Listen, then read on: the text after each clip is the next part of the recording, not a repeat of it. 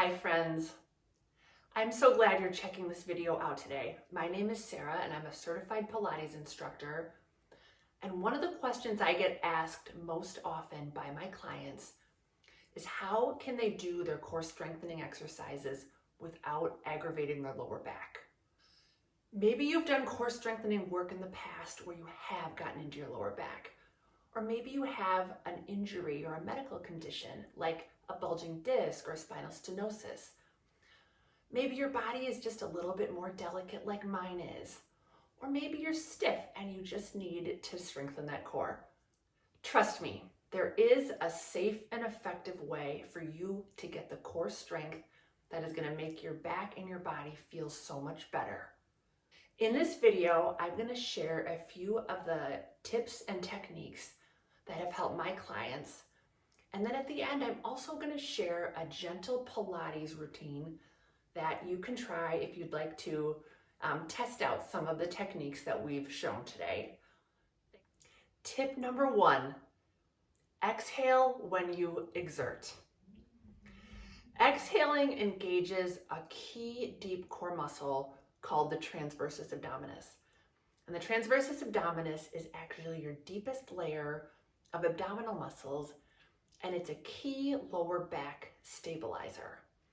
If you take a couple of breaths, you should be able to feel it if you really concentrate. As you exhale, it's the corset-like muscle that contracts right around the waist. You can actually feel it kind of cinch in that waist.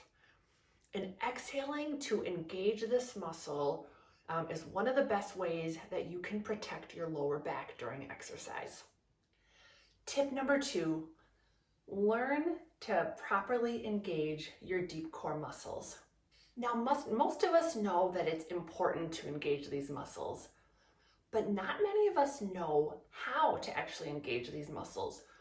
So I have a technique that I share with pretty much all of my clients, and I'm going to demonstrate it for you today. And then I'm also going to include a link right at the top, which goes into a little bit more detail. So to engage my muscles, my deep core muscles, I'm going to exhale as I reach my lower back to the mat and my belly button towards my spine. At the same time, I feel my sits bones and my tailbone ever so slightly tilt up. They're not lifted off the mat. I'm not in a pelvic tilt, which looks like this, but what I am is firm and flat across my lower abdomen. It's a feeling of tone, of gentle engagement, and it's almost as if I balanced a teacup right above my belly button that I could prevent the tea from spilling. And I'm just going to take a few breaths, get comfortable with this feeling. And even though I'm on the mat, this feeling can be incorporated in any core strengthening exercises, whether I'm standing, whether I'm on my stomach. It's the same feeling that's going to keep the right muscles engaged. Tip number 3, be gentle with yourself and don't push yourself into exercises that your body isn't ready to do. Now, I've learned this lesson the hard way over my 25 plus years of doing Pilates. And just to give you a couple of examples, a lot of times when we're just starting out, when we're coming into our upper body curl, what happens is the abdominals aren't strong enough yet to hold the curl for the duration of an exercise, and we get into our neck. And all that happens then is the neck muscles are working rather than the abdominals.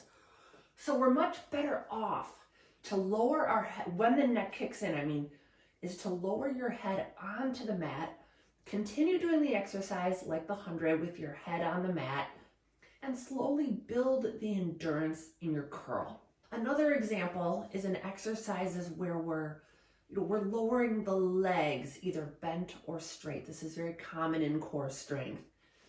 And we never want to come into a position where we're lowering our legs to the point that our lower back is arching off the mat. This can be very dangerous to the lower back, very, compromising So we're much better off to, minimize the range to the range at which we can keep our back on the mat and keep our core engaged. Like this versus this. Or this versus.